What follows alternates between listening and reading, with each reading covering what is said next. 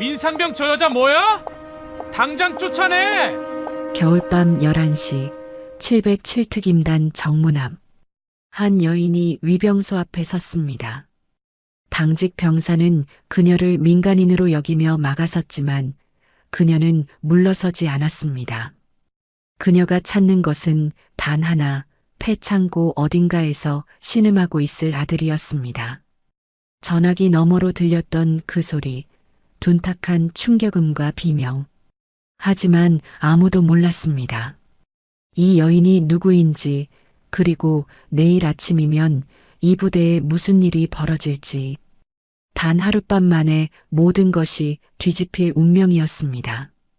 이야기 시작하기 전 구독과 좋아요 꼭 부탁드립니다.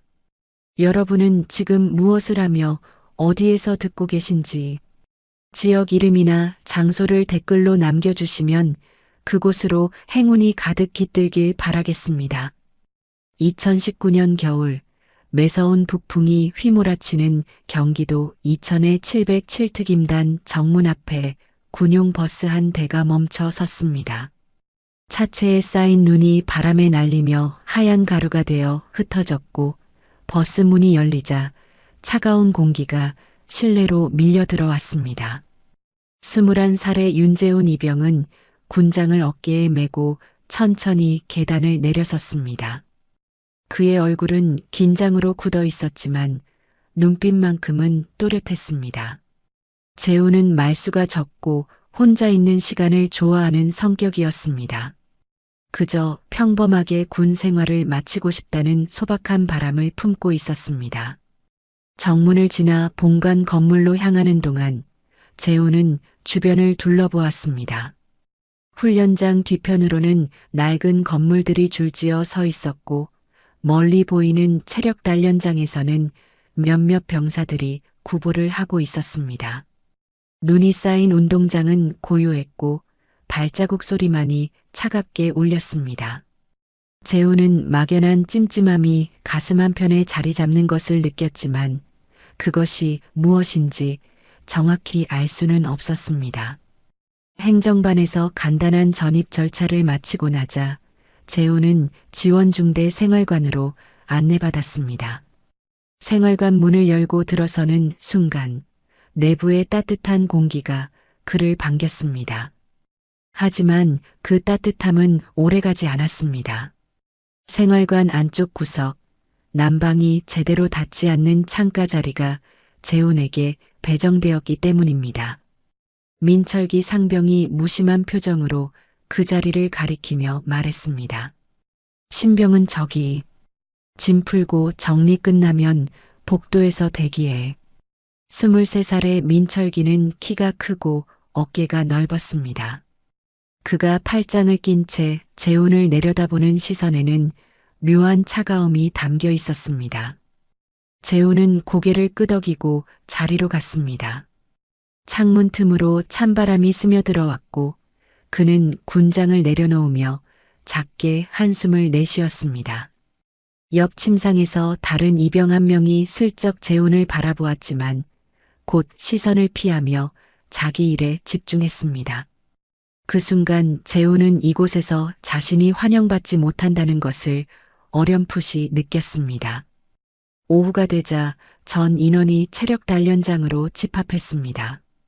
겨울 햇살은 약했지만 눈 쌓인 운동장은 눈부시게 빛났습니다. 체력교관인 최강우 하사가 병사들 앞에 섰습니다. 26살의 강우는 단단한 체격에 날카로운 인상을 지녔고 팔짱을 낀 채 병사들을 훑어보는 그의 눈빛은 마치 먹잇감을 찾는 맹수 같았습니다. 오늘은 신병 체력 측정이 있다. 100m 달리기, 팔 굽혀 펴기, 윗몸 일으키기 순서로 진행한다. 각자 최선을 다해라. 강우의 목소리는 낮고 단호했습니다. 재훈은 다른 병사들과 함께 준비 운동을 시작했고 긴장감이 온몸을 감쌌습니다. 그는 체력에 자신이 있었지만 그것을 드러내고 싶지는 않았습니다.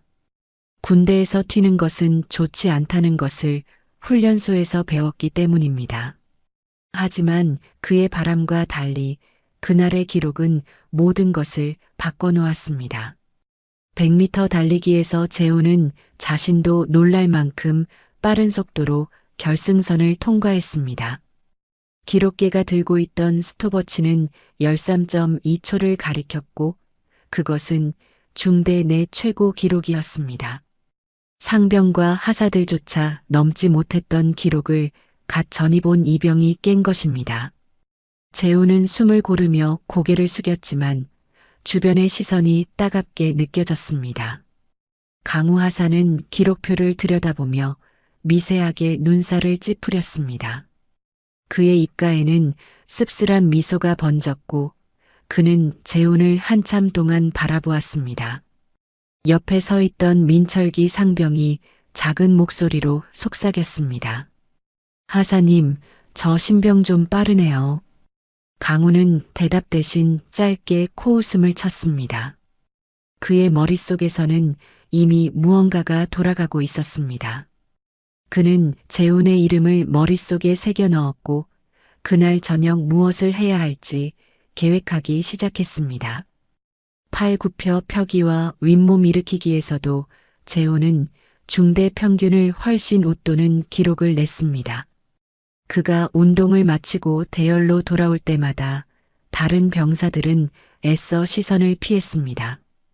동기인 이우성 이병만이 잠깐 재훈을 바라보았지만 곧 주변을 의식한 듯 고개를 돌렸습니다. 21살의 우성은 평범한 체격의 둥근 얼굴을 가진 병사였고 선임들의 눈치를 살피는 습관이 몸에 배어 있었습니다. 그는 재훈에게 말을 걸고 싶었지만 결국 입을 다물었습니다. 체력 측정이 끝나고 병사들이 생활관으로 돌아갈 때 강우 하사는 민철기와 홍준석 일병을 불렀습니다.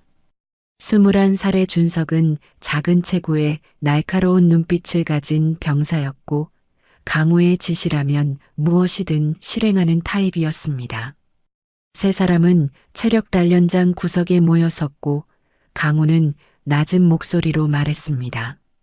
저 신병 윤재훈 좀 지켜봐야겠어. 민철기가 비죽 웃으며 대답했습니다. 신병 주제에 튀네요 하사님. 강우는 고개를 끄덕이며 팔짱을 꼈습니다. 자신보다 어리고 계급도 낮은 신병이 자신의 기록을 넘어섰다는 사실이 그의 자존심을 긁었습니다. 그는 이것을 그냥 넘길 수 없었습니다. 오늘부터 관리 들어간다. 준석이 너는 군장 무게 체크해. 민철기 너는 생활관에서 눈 떼지 마.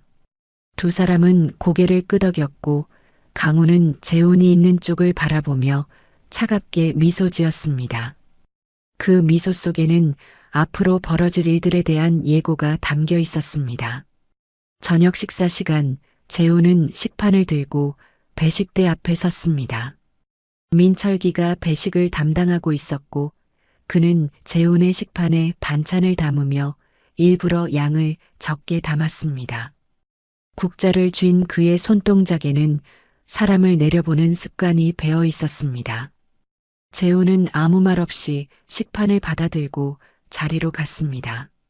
식당 안은 웅성거림으로 가득했지만 재훈의 주변만은 묘하게 조용했습니다. 동기들도 선임들도 그에게서 한 발짝 물러나 있었습니다. 재훈이 자리에 앉자마자 옆 테이블에서 민철기가 일부러 큰 소리로 말했습니다. 요즘 신병들은 진짜 건방지더라. 기록 하나 냈다고 뭐가 대단한 줄 아나 봐. 다른 병사들이 낄낄거리며 웃었고 재훈은 고개를 숙인 채 밥을 입에 넣었습니다. 맛이 느껴지지 않았습니다.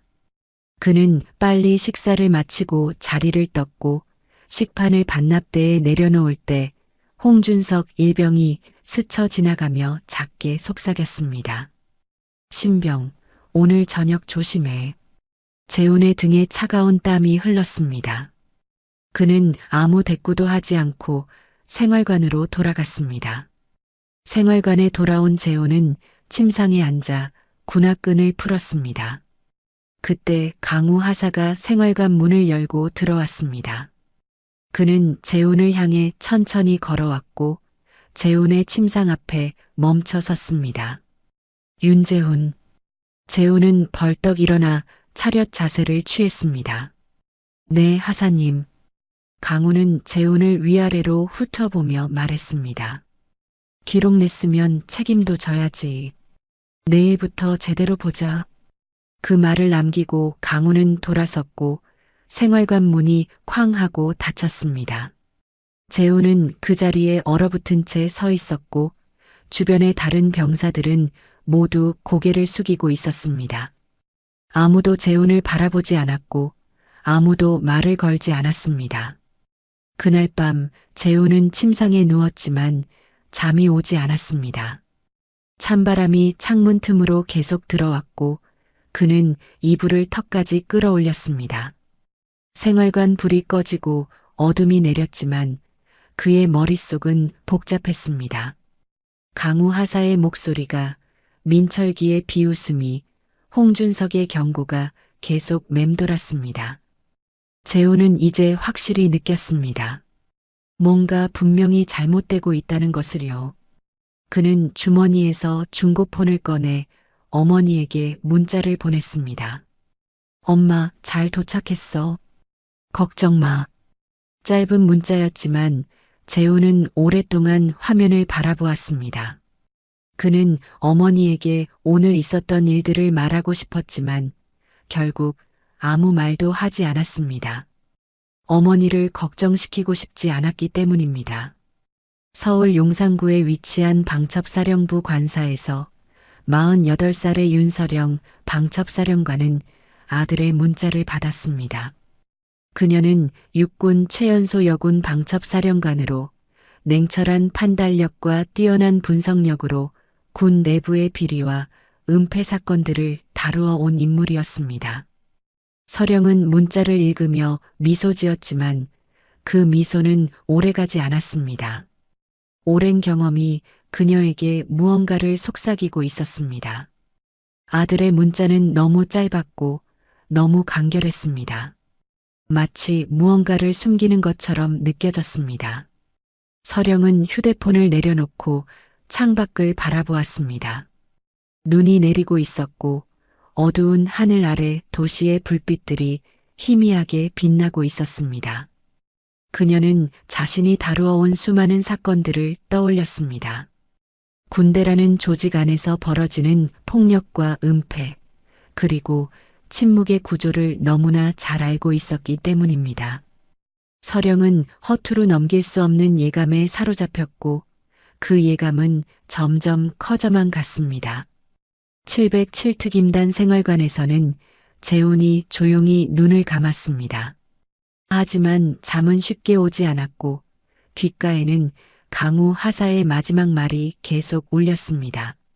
내일부터 제대로 보자. 재훈은 이불 속에서 주먹을 쥐었습니다.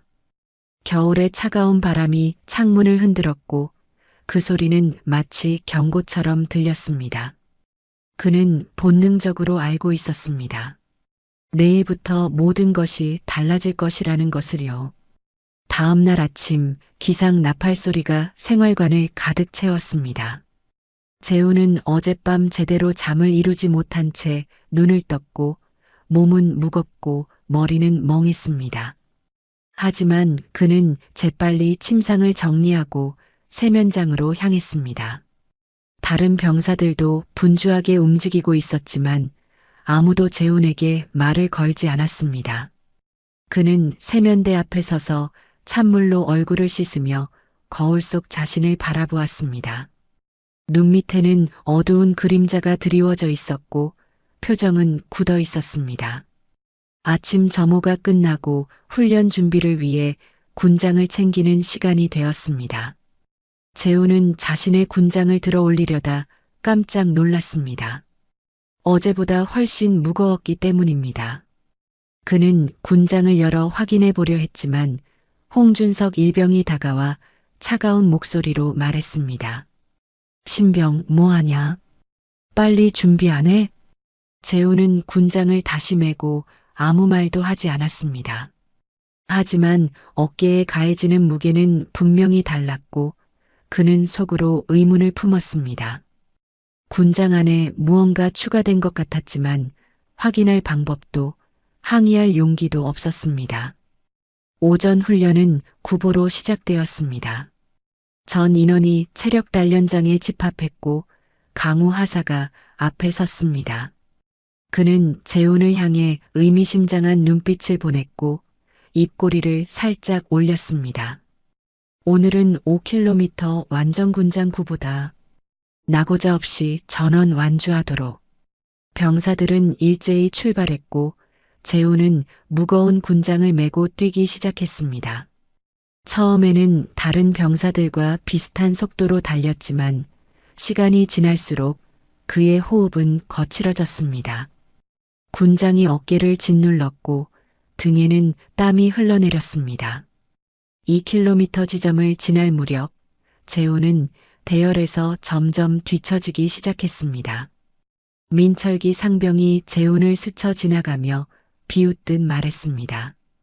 어제 그 기록은 어디 갔냐? 신병. 다른 병사들도 재훈을 지나치며 킥킥거렸고 재훈은 이를 악물고 계속 뛰었습니다. 하지만 군장 속에 몰래 추가된 모래주머니와 쇠붙이는 그의 체력을 빠르게 소진시켰습니다. 결국 재훈은 대열 맨 뒤로 밀려났고 강우 하사가 뒤에서 소리쳤습니다. 윤재훈, 뭐하냐? 빨리 안 뛰고. 재훈은 숨을 헐떡이며 속도를 높이려 했지만 다리는 이미 한계에 다다르고 있었습니다. 그는 넘어지지 않으려고 필사적으로 균형을 잡았고 가슴은 터질 것처럼 아팠습니다. 5km를 완주했을 때 재훈은 거의 쓰러질 듯 비틀거렸고 다른 병사들은 이미 정리운동을 시작하고 있었습니다. 강우 하사가 재훈 앞으로 다가왔습니다. 그는 팔짱을 낀 채 재훈을 내려다보며 말했습니다. 어제는 그렇게 잘 뛰더니 오늘은 왜 이 모양이냐? 체력 관리 제대로 안 하면 훈련에 방해된다. 알았나? 예, 하사님. 재훈은 고개를 숙인 채 대답했지만 목소리는 떨리고 있었습니다. 그는 자신의 군장에 무언가 문제가 있다는 것을 알고 있었지만 그것을 말할 수 없었습니다. 말한다 해도 믿어줄 사람이 없다는 것을 본능적으로 느끼고 있었기 때문입니다. 점심시간이 되었고 재훈은 식당으로 향했습니다. 배식대 앞에 줄을 섰을 때 민철기 상병이 다시 배식을 담당하고 있었습니다. 민철기는 재훈의 식판에 반찬을 담으면서 일부러 상한 것처럼 보이는 김치와 질 낮은 반찬만 골라 담았습니다. 국자를 들어 국을 뜰 때도 건더기는 피하고 국물만 떠서 줬습니다. 재훈은 그것을 보면서도 아무 말도 하지 못했고 식판을 받아들고 자리를 찾았습니다. 하지만 자리를 찾는 것조차 쉽지 않았습니다. 재훈이 빈자리에 앉으려고 하면 그 자리에 앉아있던 병사가 사람 있어요라고 말했습니다. 다음 자리로 가도 마찬가지였습니다. 재훈은 식당 안을 돌아다니며 자리를 찾았지만 모든 자리에서 같은 대답을 들었습니다. 결국 그는 식당 구석 한쪽 난방이 제대로 되지 않는 창가 자리에 혼자 앉아야 했습니다. 재훈은 밥을 입에 넣었지만 맛을 느낄 수 없었습니다. 주변에서는 병사들의 웃음소리와 대화소리가 들렸지만 그의 주변만은 고요했습니다. 마치 투명인간이 된 것처럼 아무도 그를 보지 않았고 아무도 그에게 말을 걸지 않았습니다. 동기인 우성조차 멀리 떨어진 자리에서 고개를 숙이고 밥을 먹고 있었습니다. 재훈은 그 순간 완전한 고립을 느꼈고 가슴 한편이 서늘하게 식어갔습니다. 식사를 마치고 재훈이 식판을 반납하러 갈 때 홍준석 일병이 복도에서 기다리고 있었습니다. 준석은 재훈을 보자 비죽 웃으며 말했습니다. 신병, 오늘 PX 가려고 했지? 그런데 말이야. 신병은 당분간 PX 출입 금지야. 하사님 명령이거든. 재우는 준석을 바라보았지만 아무 대꾸도 하지 않았습니다. 준석은 어깨를 으쓱하며 지나갔고 재우는 그 자리에 멍하니 서 있었습니다. PX에 가지 못한다는 것은 생필품을 살 수 없다는 뜻이었고 그것은 또 다른 형태의 고립이었습니다. 오후 훈련이 끝나고 자유시간이 주어졌을 때 재우는 의무실을 찾았습니다. 아침 구보 때 무리한 탓에 어깨와 허리에 통증이 있었기 때문입니다. 의무실 문을 열고 들어가자 정혜원 대위가 책상에 앉아 서류를 정리하고 있었습니다. 33살의 혜원은 온화한 인상에 차분한 목소리를 지닌 군의관이었고 병사들 사이에서 신뢰를 받고 있었습니다. 무슨 일이냐? 어깨랑 허리가 좀 아파서 왔습니다. 혜원은 재훈에게 침대에 앉으라고 했고 어깨와 허리를 진찰하기 시작했습니다. 그는 재훈의 어깨를 눌렀을 때 재훈이 미세하게 찡그리는 것을 놓치지 않았고 등 쪽에 멍이 든 흔적도 발견했습니다. 이 멍은 언제 생긴 거냐? 훈련 중에 넘어져서 그런 것 같습니다. 재훈은 거짓말을 했지만 그의 목소리는 떨리고 있었습니다. 혜원은 재훈의 눈을 가만히 바라보았고 그 속에서 무언가 숨기고 있다는 것을 직감했습니다. 하지만 그는 더 이상 묻지 않았습니다. 대신 의료 기록을 꼼꼼히 작성했고 타박상 부위를 사진으로 남겼습니다. 혜원은 오랜 군 생활 경험으로 이런 부상이 단순 사고가 아닐 수 있다는 것을 알고 있었습니다. 파스 붙여줄 테니 이틀 정도 경과를 봐라. 그리고 또 아프면 바로 오고. 예, 감사합니다. 재훈은 의무실을 나왔지만 혜원은 한동안 그의 기록을 들여다보았습니다.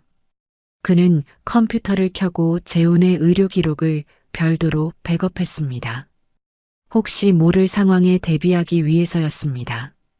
혜원은 군 내부의 폭력 사건들이 어떻게 은폐되는지 잘 알고 있었고 그래서 자신만의 방식으로 증거를 남겨두는 습관이 있었습니다. 저녁 시간이 되었고 재훈은 생활관으로 돌아왔습니다. 하지만 그의 침상은 이상하게 젖어 있었습니다. 이불과 베개에 물이 뿌려져 있었고 재훈은 그것을 보며 몸이 굳었습니다. 주변 병사들은 모두 외면했고 아무도 무슨 일이 있었는지 말해주지 않았습니다. 재훈은 침상 옆에 놓인 수건으로 물기를 닦아냈지만 이불은 완전히 젖어 있었습니다. 그는 축축한 이불을 어떻게든 말리려고 창가에 걸쳐 놓았지만 겨울 날씨 때문에 쉽게 마르지 않았습니다. 결국 재훈은 그날 밤 젖은 이불을 덮고 잠을 청해야 했습니다. 찬기가 몸속으로 파고들었고 그는 이를 악물며 몸을 웅크렸습니다. 불이 꺼진 생활관은 고요했지만 재훈의 귓가에는 낮 동안의 모든 소리들이 되살아나고 있었습니다. 민철기의 비웃음, 강우 하사의 냉소, 준석의 경고, 그리고 동기들의 침묵. 재훈은 눈을 감았지만 잠이 오지 않았고 그의 마음속에는 무력감과 두려움이 자리 잡기 시작했습니다. 그날 밤 늦게 재훈은 주머니에서 중고폰을 꺼내 어머니에게 전화를 걸고 싶었습니다. 하지만 그는 전화기를 쥔 채 한참을 망설였습니다.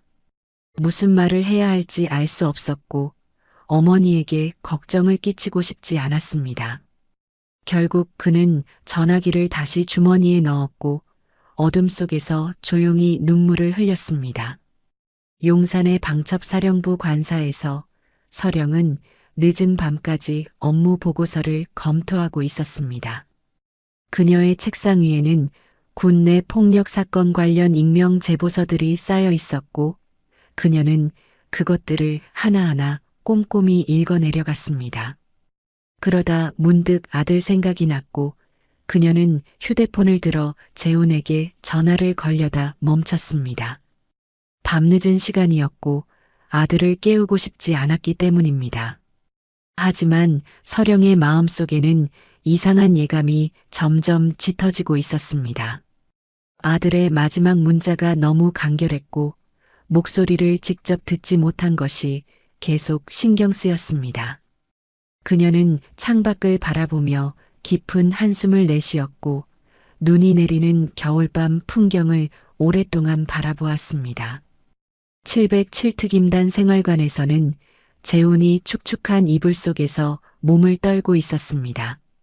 그는 이제 확실히 알고 있었습니다. 이것은 시작에 불과하다는 것을, 그리고 앞으로 더 큰 고통이 기다리고 있다는 것을요. 사흘째 되는 날 저녁, 재훈은 점호가 끝나고 생활관으로 돌아가려던 참이었습니다. 복도를 걷고 있을 때 홍준석 일병이 뒤에서 그의 어깨를 툭 쳤습니다. 재훈이 돌아보자 준석은 턱으로 복도 끝을 가리키며 낮은 목소리로 말했습니다. 신병 하사님이 찾으신다. 체력 단련장 뒤편으로 가. 재훈의 가슴이 철렁 내려앉았습니다. 체력 단련장 뒤편이라는 말에는 불길한 예감이 담겨 있었고 그는 본능적으로 무언가 잘못될 것이라는 걸 알았습니다. 하지만 거부할 수 없었습니다. 선임의 명령은 절대적이었고 신병인 그에게는 선택권이 없었습니다. 재훈은 천천히 복도를 빠져나와 밖으로 나갔습니다. 겨울 해는 이미 기울어 어둠이 내리고 있었고 차가운 바람이 얼굴을 매섭게 때렸습니다. 그는 체력 단련장을 지나 뒤편으로 걸어갔고 그곳에는 오래된 폐창고 한 채가 서 있었습니다. 녹슨 철문과 깨진 창문, 그리고 주변에 쌓인 눈이 그곳의 황량함을 더했습니다. 창고 앞에는 강우 하사와 민철기 상병이 서 있었습니다. 강우는 팔짱을 낀 채 재훈을 기다리고 있었고 민철기는 비죽 웃으며 휴대폰을 만지작거리고 있었습니다. 재훈이 다가가자 강우가 철문을 열었고 안쪽에 어두운 공간이 드러났습니다. 들어가. 강우의 목소리는 차갑고 단호했습니다. 재훈은 주저하며 창고 안으로 들어갔고 뒤따라 강우와 민철기 그리고 준석이 들어왔습니다. 철문이 닫히자 창고 안은 거의 완전한 어둠에 잠겼고 희미한 달빛만이 깨진 창문을 통해 들어왔습니다. 먼지 냄새와 곰팡이 냄새가 코를 찔렀고 바닥에는 낡은 훈련 장비들이 어지럽게 놓여 있었습니다. 강우가 재훈 앞으로 다가왔습니다. 그의 얼굴은 그림자에 가려져 표정을 알 수 없었지만 목소리에는 억눌린 분노가 묻어났습니다. 윤재훈, 너 요즘 훈련 태도가 영 마음에 안 들더라. 신병 주제에 기록 하나 냈다고 우쭐대는 것 같은데 여기서는 그런 거 안 통해. 알겠냐? 예, 하사님. 재훈은 떨리는 목소리로 대답했지만 강우는 만족하지 않았습니다. 그는 재훈의 가슴을 손바닥으로 강하게 밀었고 재훈은 비틀거리며 뒤로 물러났습니다. 대답이 왜 그 모양이냐? 똑바로 해. 예, 하사님. 재훈은 목소리를 높여 대답했지만 그의 손은 떨리고 있었습니다. 강우는 재훈을 한참 동안 노려보다가 갑자기 무릎으로 그의 복부를 가격했습니다. 둔탁한 충격이 몸속으로 파고들었고 재훈은 신음을 삼키며 몸을 구부렸습니다. 숨이 막히고 눈앞이 흐려졌지만 그는 쓰러지지 않으려 이를 악물었습니다. 기록 냈으면 책임도 져야지. 신병. 강우의 목소리는 냉소로 가득했습니다. 민철기가 옆에서 재훈을 바라보며 낄낄거렸고 준석은 창고 입구를 지키며 밖을 경계하고 있었습니다. 강우는 재훈을 바닥에 무릎 꿇게 한 뒤 다시 한번 복부를 가격했습니다. 이번에는 더 강했고 재훈은 결국 바닥에 쓰러졌습니다. 차가운 시멘트 바닥이 뺨에 닿았고 재훈은 거친 숨을 몰아쉬며 몸을 웅크렸습니다. 뱃속에서 무언가가 뒤틀리는 것 같았고 입안에는 쓴맛이 돌았습니다. 강우는 재훈을 내려다보며 비웃듯 말했습니다. 이게 진짜 군대야. 앞으로 똑바로 처시네.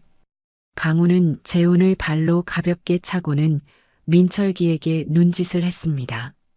세 사람은 창고를 나갔고 철문이 쾅 하고 닫히는 소리가 어둠 속에 울렸습니다.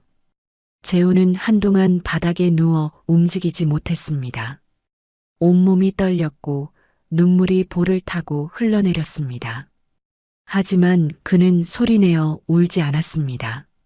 소리를 내면 더 위험할 것 같았기 때문입니다. 얼마나 시간이 지났을까요? 재훈은 천천히 몸을 일으켰고 창고 문을 열고 밖으로 나왔습니다. 밤 공기는 더욱 차가웠고 그의 몸은 추위와 고통으로 떨렸습니다. 그는 비틀거리며 생활관으로 돌아갔고 아무도 그를 보지 않았습니다. 생활관에 들어서자 다른 병사들은 모두 고개를 돌렸고 우성마저 시선을 피했습니다. 재훈은 침상에 누워 이불을 뒤집어 썼습니다. 복부의 통증은 점점 심해졌고 호흡할 때마다 날카로운 아픔이 찾아왔습니다. 그는 눈을 감고 어머니를 떠올렸습니다. 어머니의 따뜻한 목소리, 부드러운 손길, 그리고 안전했던 집. 하지만 그곳은 이제 너무 멀리 있었고 재훈은 완전히 고립되어 있었습니다. 다음 날 아침 재훈은 거울 앞에 섰습니다. 복부에는 시퍼런 멍이 들어 있었고 눈 밑의 그림자는 더 짙어졌습니다. 그는 옷으로 멍을 가리고 아침 점호에 참석했지만 몸은 무겁고 정신은 흐릿했습니다. 훈련 중에도 재훈은 제대로 집중할 수 없었고 강우 하사는 그런 그를 계속 지적했습니다. 윤재훈, 정신 차려. 뭐 하는 거냐? 재훈은 고개를 숙이고 대답했지만 목소리는 힘이 없었습니다. 점심시간이 되었을 때 재훈은 식당으로 향했습니다. 배식을 받고 자리를 찾으려 했지만 여전히 환영받지 못했고 결국 구석 자리에 앉았습니다. 하지만 이번에는 밥을 먹는 것조차 고통이었습니다. 배가 너무 아파서 숟가락을 입에 가져가는 것조차 힘들었고 몇 번 삼키려다 구역질이 올라왔습니다. 재훈은 식판을 거의 그대로 둔 채 자리에서 일어났고 주변 병사들의 힐끔거리는 시선을 느끼며 식당을 빠져나왔습니다. 복도에서 재훈은 벽에 기대어 숨을 골랐습니다. 현기증이 일었고 다리는 휘청거렸습니다. 그때 정혜원 대위가 복도를 지나가다 재훈을 발견했습니다. 혜원은 재훈의 창백한 얼굴과 비틀거리는 모습을 보며 다가왔습니다. 야, 너 괜찮냐? 안색이 안 좋은데. 예, 괜찮습니다. 재훈은 애써 웃으며 대답했지만 혜원은 그의 거짓말을 알아챘습니다. 혜원은 재훈의 팔을 잡고 의무실로 데려갔고 침대에 눕게 했습니다. 그는 재훈의 복부를 진찰하며 멍을 발견했고 표정이 굳어졌습니다. 이건 언제 생긴 거냐? 훈련 중에 넘어져서 그랬습니다. 재훈은 다시 거짓말을 했지만 혜원은 더 이상 묻지 않았습니다.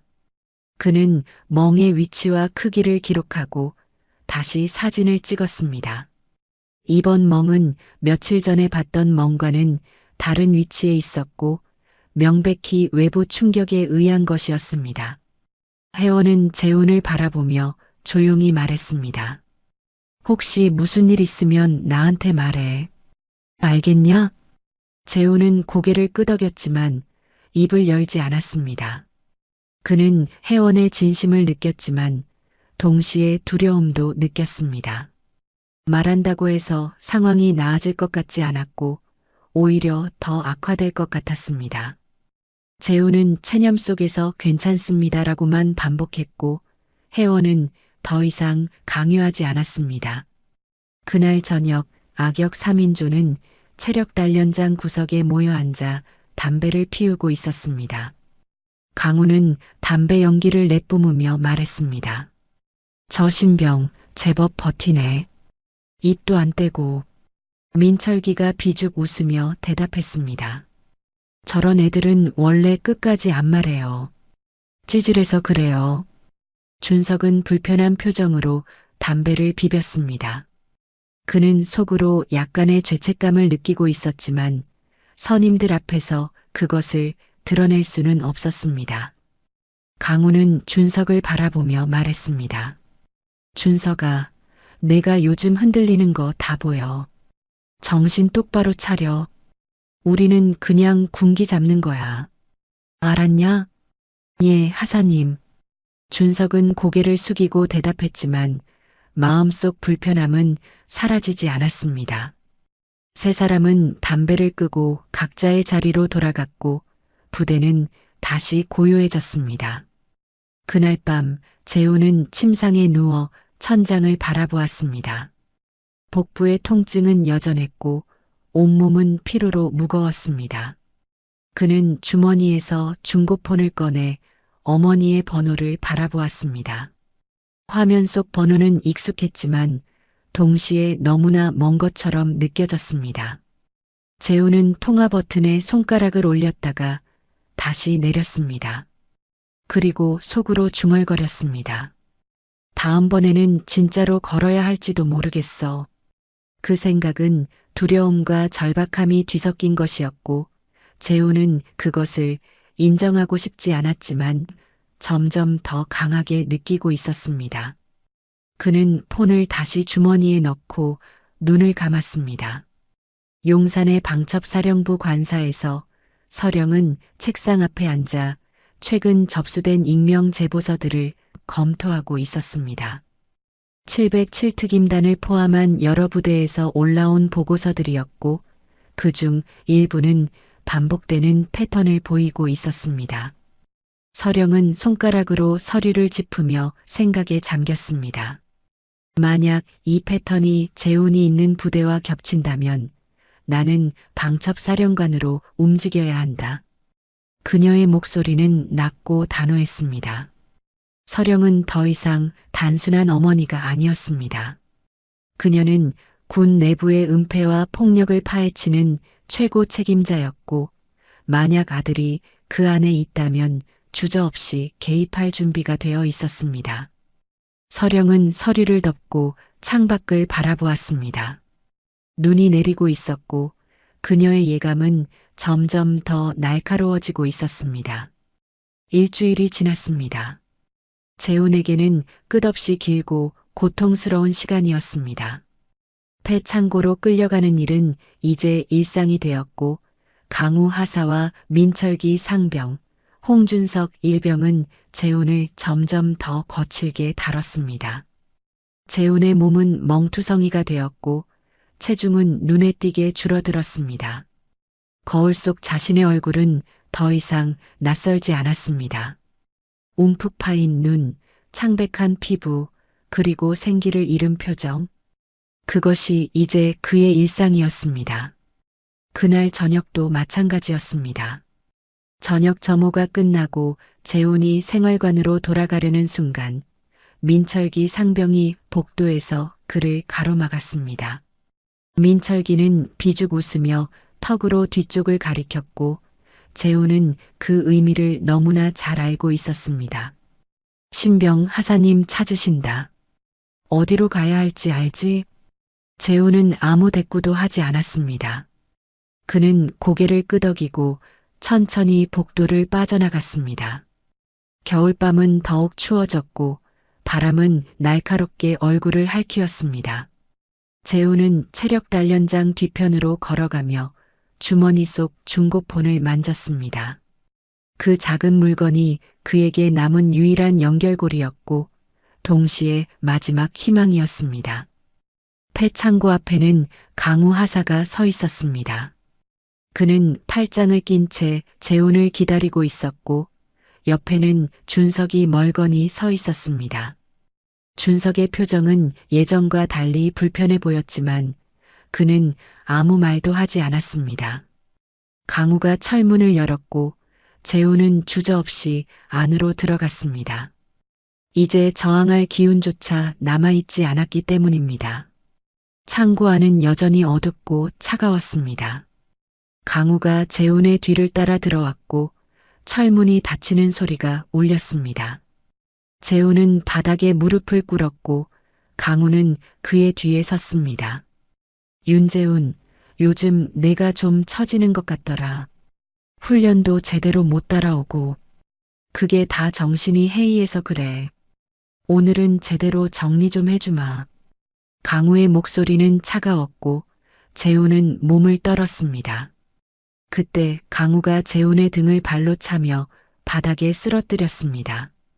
재훈은 신음을 삼키고 바닥에 엎드렸고 강우는 그의 옆구리를 다시 한번 찼습니다. 통증이 온몸으로 퍼졌고 재훈은 눈을 질끈 감았습니다. 일어나. 제대로 서 있어. 재훈은 비틀거리며 일어섰지만 다리는 휘청거렸습니다. 강우는 다시 그의 복부를 무릎으로 가격했고 재훈은 뒤로 넘어졌습니다. 그는 바닥에 쓰러진 채 거친 숨을 몰아쉬었고 입안에는 피맛이 돌았습니다. 강우는 재훈을 내려다보며 비웃었습니다. 이게 군대야. 똑바로 정신 차려. 강우는 재훈을 한 번 더 발로 차고는 창고 밖으로 나갔습니다. 준석은 망설이다 재훈을 한 번 바라보았지만 결국 아무 말도 하지 않고 따라 나갔습니다. 철문이 닫히고 재훈은 홀로 어둠 속에 남겨졌습니다. 재훈은 한참을 바닥에 누워 있었습니다. 온몸이 아팠고 숨을 쉴 때마다 옆구리에서 날카로운 통증이 찾아왔습니다. 그는 천천히 몸을 일으켜 벽에 기댔고 주머니에서 중고폰을 꺼냈습니다. 화면이 켜지자 희미한 빛이 어둠을 밝혔고 재훈은 어머니의 번호를 바라보았습니다. 그는 더 이상 버틸 수 없다는 것을 알았습니다. 이대로 가다간 정말로 무슨 일이 생길 것 같았고 그 생각에 온몸이 떨렸습니다. 재훈은 떨리는 손으로 통화 버튼을 눌렀고 신호음이 울렸습니다. 한 번, 두 번, 세 번. 그리고 마침내 어머니의 목소리가 들렸습니다. 재훈아? 서령의 목소리는 따뜻했지만 동시에 놀란 기색이 섞여 있었습니다.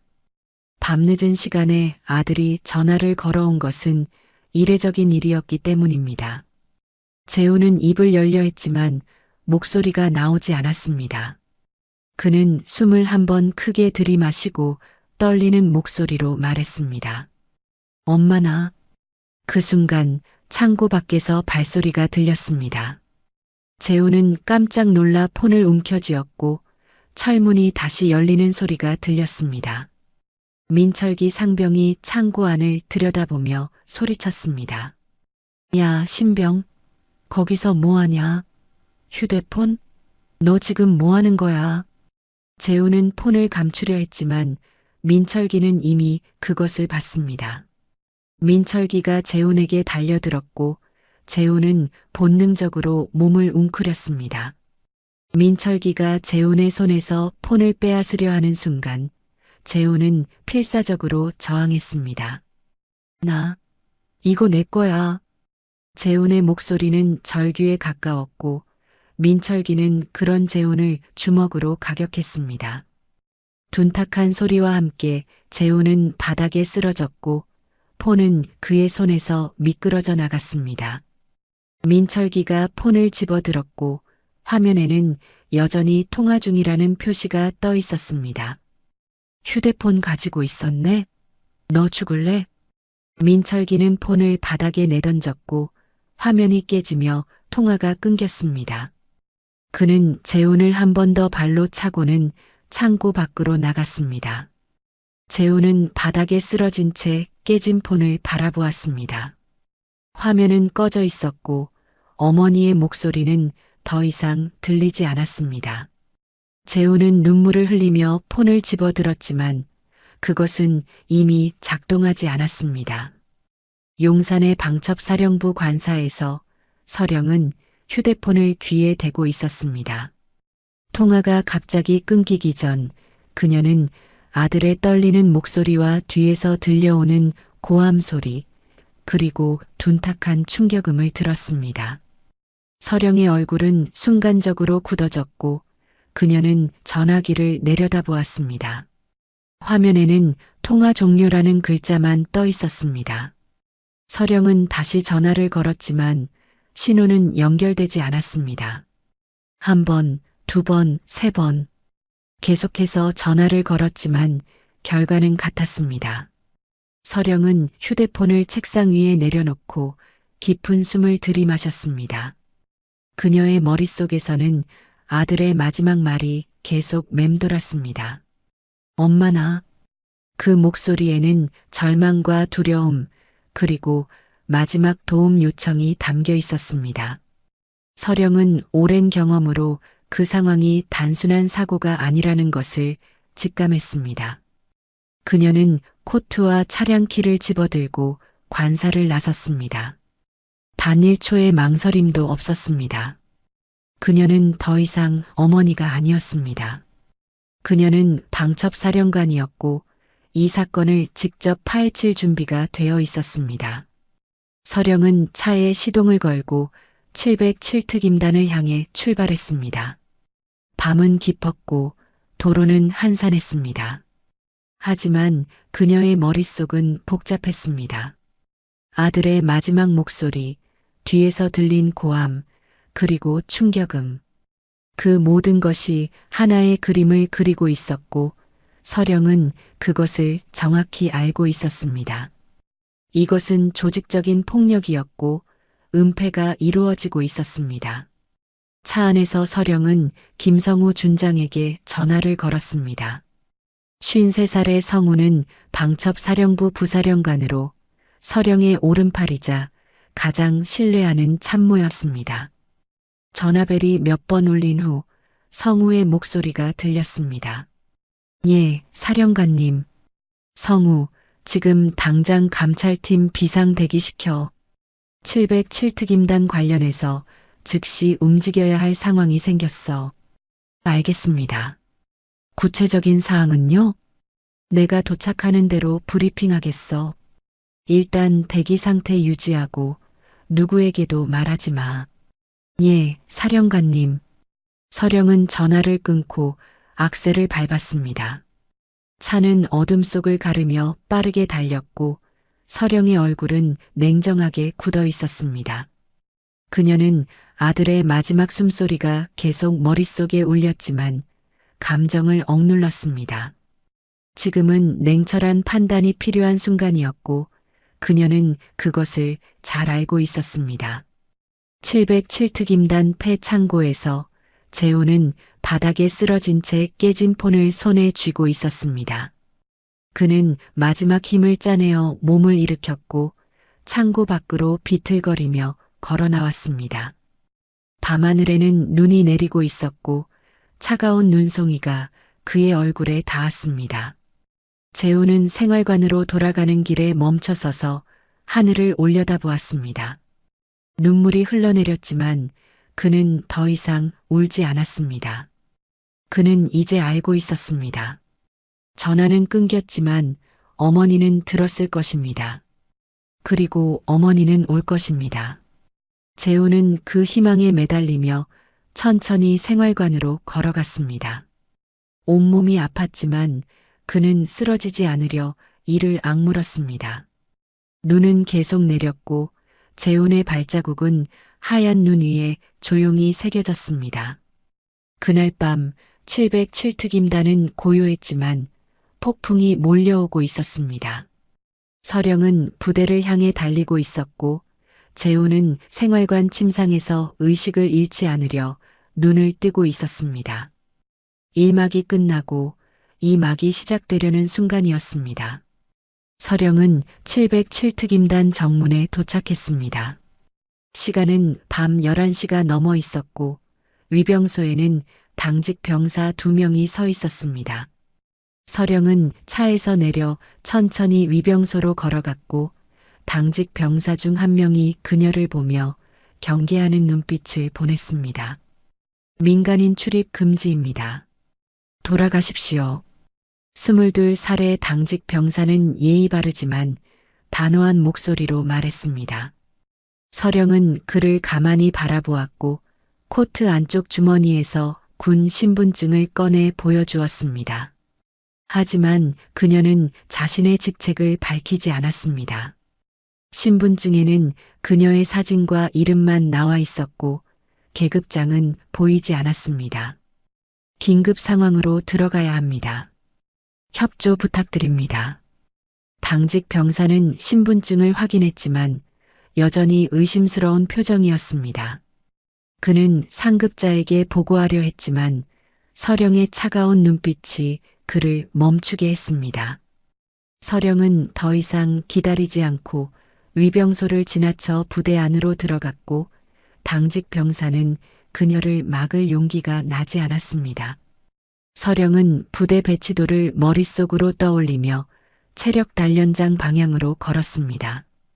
그녀는 오랜 군 경력으로 부대 구조를 파악하는데 익숙했고 폐창고가 있을 만한 위치를 직감적으로 알고 있었습니다. 눈은 여전히 내리고 있었고 그녀의 발자국은 하얀 눈 위에 조용히 새겨졌습니다. 체력 단련장 뒤편에 도착했을 때 서령은 낡은 창고 한 채를 발견했습니다. 창고 주변에는 여러 개의 발자국이 눈 위에 남아 있었고 철문은 반쯤 열려 있었습니다. 서령은 천천히 다가가 문틈 사이로 안을 들여다보았습니다. 희미한 달빛이 창고 안을 비추고 있었고 그녀는 바닥에 어두운 얼룩이 있는 것을 보았습니다. 그때 창고 안에서 신음소리가 들렸습니다. 서령은 철문을 완전히 열고 안으로 들어갔습니다. 창고 안은 어두웠지만 그녀의 눈이 어둠에 적응하자 구석에 쓰러져 있는 사람의 형체가 보였습니다. 서령은 재빨리 다가갔고 그 사람이 바로 재훈이라는 것을 알아챘습니다. 재훈은 바닥에 쓰러진 채 거친 숨을 몰아쉬고 있었습니다. 그의 얼굴은 땀과 눈물로 범벅이 되어 있었고 옆구리를 감싸고 있는 손에는 피가 묻어 있었습니다. 서령은 재훈 옆에 무릎을 꿇고 그의 어깨를 가볍게 흔들었습니다. 재훈아, 나야. 엄마야. 재훈은 천천히 눈을 떴고 흐릿한 시야 속에서 어머니의 얼굴을 보았습니다. 그는 그것이 꿈인지 현실인지 구분할 수 없었고 떨리는 목소리로 중얼거렸습니다. 엄마, 그래, 내가 왔어. 이제 괜찮아. 서령의 목소리는 부드러웠지만 그녀의 눈빛은 차갑게 가라앉아 있었습니다. 그녀는 재훈의 상태를 빠르게 확인했고 얼굴과 몸에 난 멍과 상처들을 보았습니다. 재훈의 옆구리에는 시퍼런 멍이 들어 있었고 입술은 터져 피가 맺혀 있었습니다. 서령은 분노를 억누르며 재훈을 천천히 일으켜 세웠습니다. 일어날 수 있겠니? 예, 괜찮아요. 재훈은 어머니의 도움을 받아 일어섰지만 다리는 휘청거렸습니다. 서령은 재훈의 팔을 자신의 어깨에 걸치고 천천히 창고 밖으로 나왔습니다. 그때 멀리서 발소리가 들렸고 서령은 재훈을 창고 옆 그림자 속에 숨겼습니다. 3명의 인물이 체력 단련장 뒤편으로 걸어오고 있었습니다. 서령은 그들의 계급장을 확인했고 하사 1명과 상병 1명, 그리고 일병 1명이라는 것을 알아챘습니다. 그들은 폐창고 쪽으로 다가왔고 하사가 철문을 열며 말했습니다. 저 신병, 아직도 여기 있나 확인하고 가자. 강우 하사와 민철기 상병, 홍준석 일병이었습니다. 서령은 재훈을 그림자 속에 숨긴 채 그들을 지켜보았습니다. 강우가 창고 안을 확인하고는 고개를 갸웃거렸습니다. 없는데? 벌써 갔나? 민철기가 어깨를 으쓱하며 대답했습니다. 그럼 됐죠 뭐. 어차피 입도 못 대고 있으니까. 세 사람은 킥킥거리며 창고 문을 닫고 돌아갔습니다. 서령은 그들이 완전히 사라질 때까지 기다렸고 재훈을 다시 일으켜 세웠습니다. 그녀는 재훈을 데리고 조용히 부대를 빠져나가려 했지만 재훈이 고개를 저으며 말했습니다. 엄마, 의무실로 가야 해요. 저 혼자 가면 안 돼요. 서령은 재훈의 말을 이해했습니다. 재훈이 갑자기 사라지면 오히려 의심을 받을 것이고 상황은 더 복잡해질 수 있었습니다.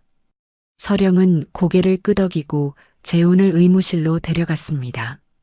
의무실 문을 열자 정혜원 대위가 책상에 앉아 서류를 정리하고 있었습니다. 혜원은 문이 열리는 소리에 고개를 들었고 재훈을 부축한 여인을 보며 자리에서 일어났습니다. 그는 재훈의 상태를 보자마자 표정이 굳어졌고 서령을 향해 물었습니다. 누구십니까? 저는 이 병사의 보호자입니다. 지금 당장 치료가 필요합니다. 서령의 목소리는 차분했지만 그 안에는 거부할 수 없는 힘이 담겨 있었습니다. 혜원은 더 이상 묻지 않고 재훈을 침대에 눕혔습니다. 그는 재훈의 상태를 진찰하며 얼굴을 찌푸렸습니다. 옆구리의 멍은 심각했고 갈비뼈가 금이 갔을 가능성도 있었습니다. 이건 단순 사고가 아닙니다. 명백히 폭행의 흔적입니다. 혜원은 서령을 바라보며 조심스럽게 말했습니다. 서령은 고개를 끄덕이며 대답했습니다. 저도 압니다. 지금까지 기록된 모든 의료 기록을 제게 주실 수 있습니까? 혜원은 잠시 망설였지만 서령의 눈빛을 보고는 고개를 끄덕였습니다. 그는 컴퓨터를 켜고 재훈의 의료 기록을 출력했습니다. 지난 일주일 동안 재훈이 의무실을 방문한 기록, 멍과 타박상의 위치, 그리고 혜원이 개인적으로 찍어둔 사진들까지 모두 포함되어 있었습니다. 서령은 서류를 받아들고 천천히 읽어 내려갔습니다. 기록들은 명백한 패턴을 보이고 있었고 이것이 조직적인 폭력이라는 것을 증명하고 있었습니다. 서령은 서류를 접어 코트 안주머니에 넣고 혜원을 바라보았습니다. 대위님 협조에 감사드립니다. 이 일은 곧 공식적으로 처리될 것입니다. 혜원은 서령의 말에서 무언가 심상치 않은 기운을 느꼈지만 더 이상 묻지 않았습니다. 그는 재훈에게 진통제를 주사하고 붕대를 감아주었습니다. 재훈은 약 기운에 조금씩 의식이 흐려지고 있었고 서령은 그의 손을 잡아주었습니다. 재훈아, 조금만 참아. 이제 곧 끝날 거야. 재훈은 희미하게 고개를 끄덕였고 눈을 감았습니다. 서령은 재훈이 잠든 것을 확인하고 의무실을 나왔습니다. 밖에는 여전히 눈이 내리고 있었고 서령은 휴대폰을 꺼내 성우에게 전화를 걸었습니다. 성우, 상황 파악 끝났어.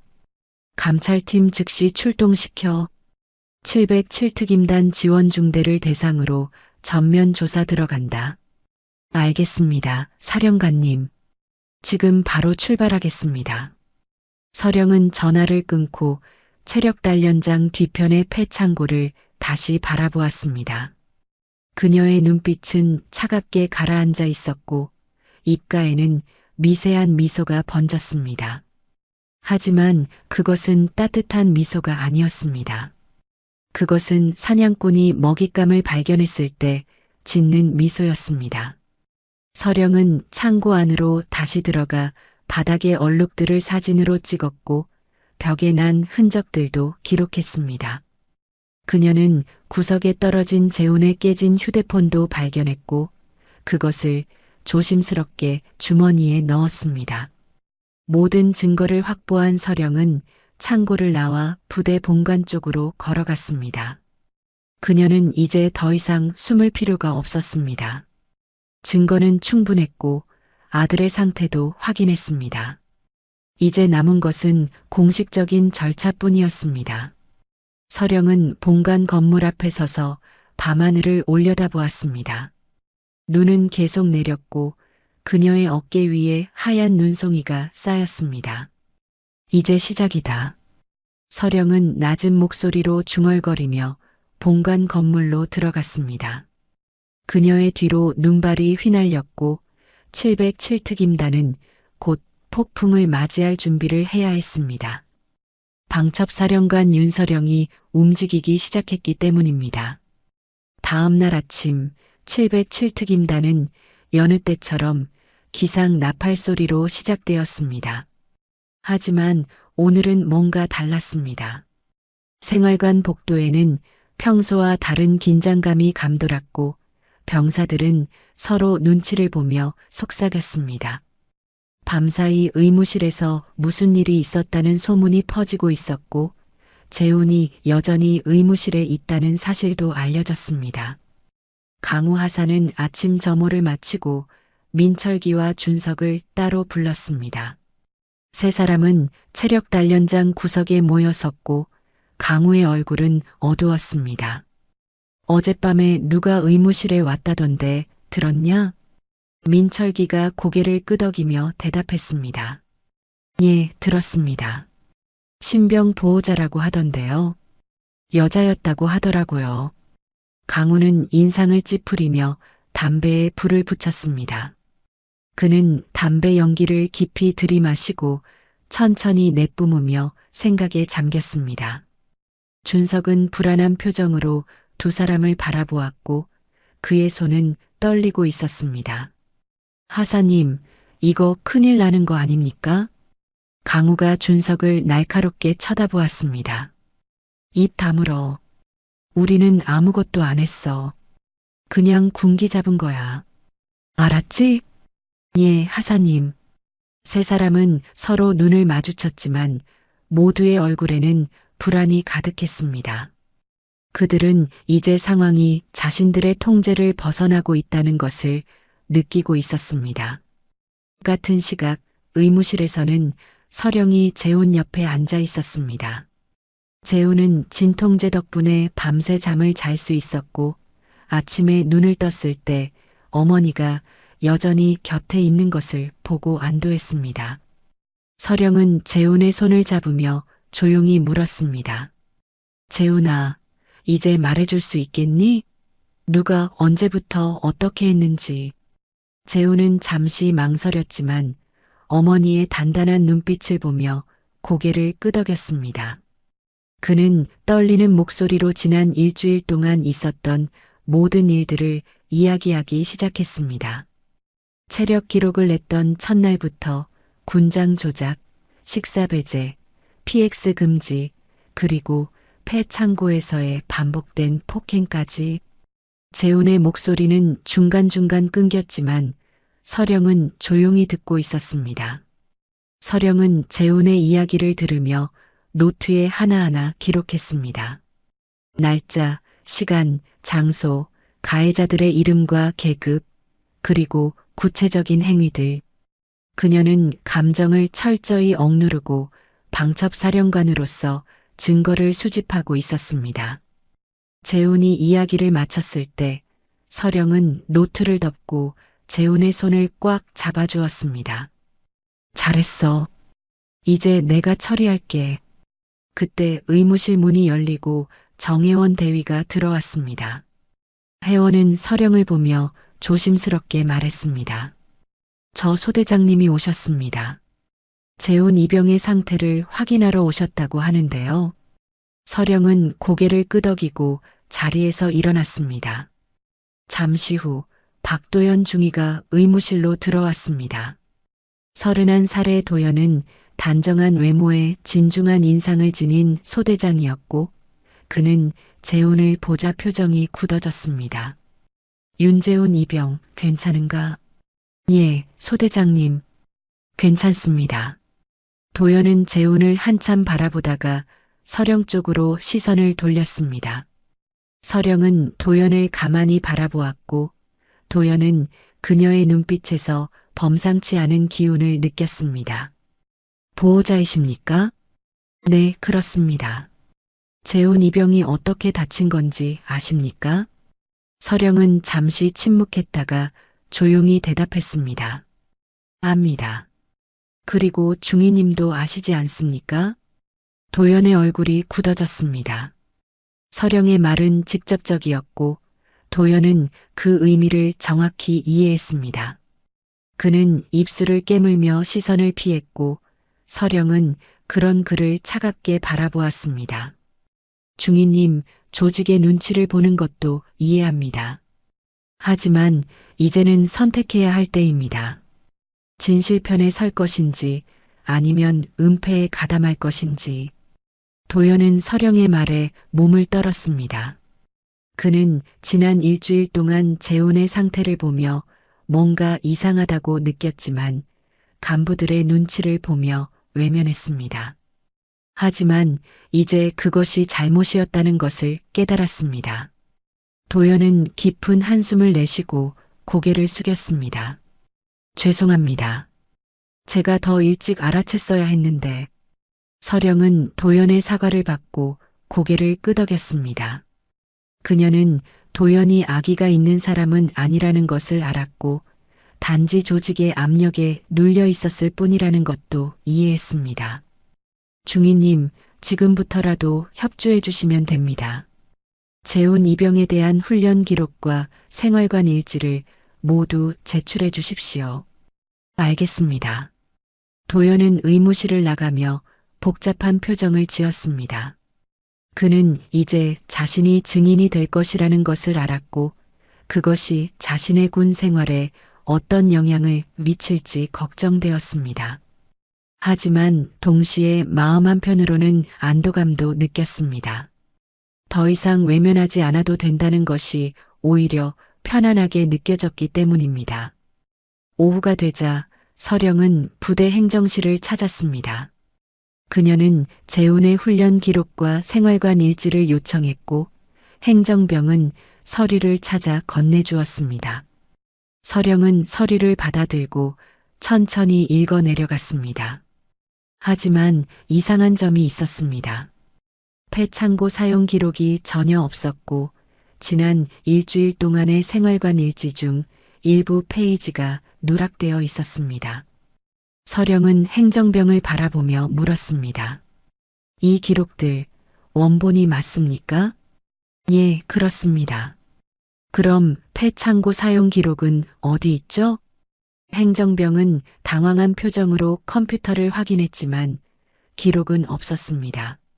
서령은 이것이 조직적인 은폐라는 것을 확신했고 누군가 의도적으로 기록을 삭제했다는 것을 알았습니다.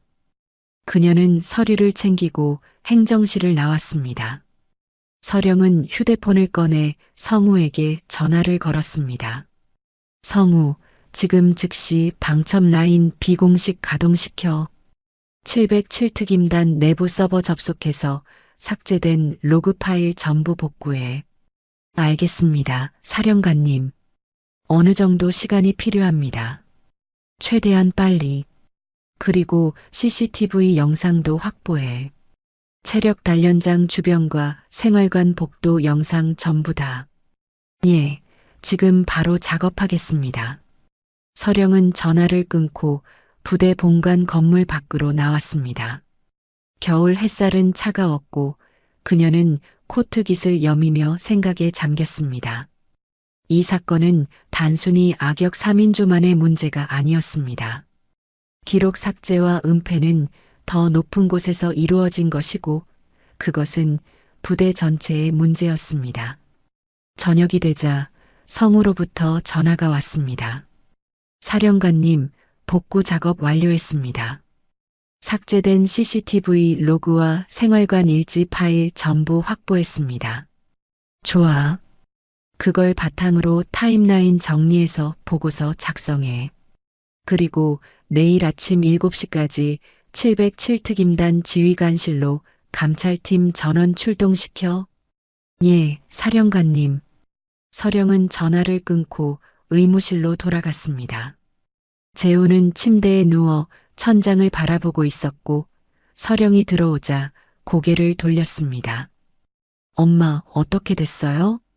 다 확보했어. 증거도, 기록도, 영상도. 이제 내일이면 끝날 거야. 재우는 어머니의 말에 안도의 한숨을 내쉬었습니다. 하지만 동시에 두려움도 느꼈습니다. 내일이면 모든 것이 드러날 것이고 부대 전체가 뒤흔들릴 것이었습니다. 재우는 그 중심에 자신이 있다는 것이 부담스러웠지만 어머니의 단단한 눈빛을 보며 용기를 냈습니다. 그날 밤 악역 3인조는 생활관에서 불안한 시간을 보냈습니다. 강우는 침상에 누워 천장을 바라보았고 민철기는 계속해서 휴대폰을 만지작거렸습니다. 준석은 화장실에서 몰래 울고 있었습니다. 세 사람 모두 내일이 오는 것이 두려웠고 무언가 큰일이 벌어질 것 같은 예감에 사로잡혀 있었습니다. 부대는 고요했지만 폭풍은 이미 다가오고 있었습니다. 방첩사령부 감찰팀은 출동 준비를 마쳤고 서령은 마지막 보고서를 검토하고 있었습니다. 내일 아침 707특임단은 방첩사령관의 공식 감찰을 받게 될 것이고 숨겨진 모든 진실이 드러날 것이었습니다. 서령은 창밖을 바라보며 낮은 목소리로 중얼거렸습니다. 숨길 마음도 이유도 없다. 내일 모든 것을 끝낸다. 다음 날 아침 재우는 의무실 침대에 누워 창밖을 바라보고 있었습니다. 겨울 햇살이 창문을 통해 들어왔고 먼지가 빗속에서 천천히 떠다녔습니다. 재훈의 몸은 여전히 아팠지만 어제보다는 조금 나아진 것 같았습니다. 진통제 덕분이었는지 아니면 어머니가 곁에 있다는 안도감 때문이었는지 알 수 없었습니다. 서령은 의무실 구석 의자에 앉아 노트북으로 무언가를 확인하고 있었습니다. 그녀는 밤새 거의 잠을 자지 않았고 눈 밑에는 어두운 그림자가 드리워져 있었습니다.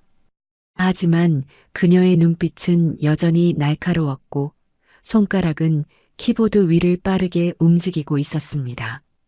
재우는 어머니의 뒷모습을 바라보며 복잡한 감정에 사로잡혔습니다. 엄마.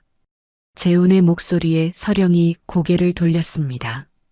그녀는 노트북을 덮고 재훈에게 다가와 침대 옆에 앉았습니다. 깼구나. 좀 어때? 괜찮아요.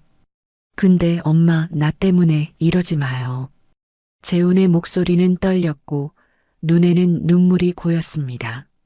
서령은 재훈의 손을 잡으며 조용히 물었습니다. 무슨 말이니? 엄마가 이렇게까지 하면 나 때문에 엄마 일에 문제 생기는 거 아니에요? 나 그냥 참고 넘어갈 수도 있었는데. 재훈의 말에 서령의 표정이 굳어졌습니다. 그녀는 재훈의 손을 더 꽉 잡으며 낮은 목소리로 말했습니다. 재훈아, 너는 아무 잘못도 안 했어.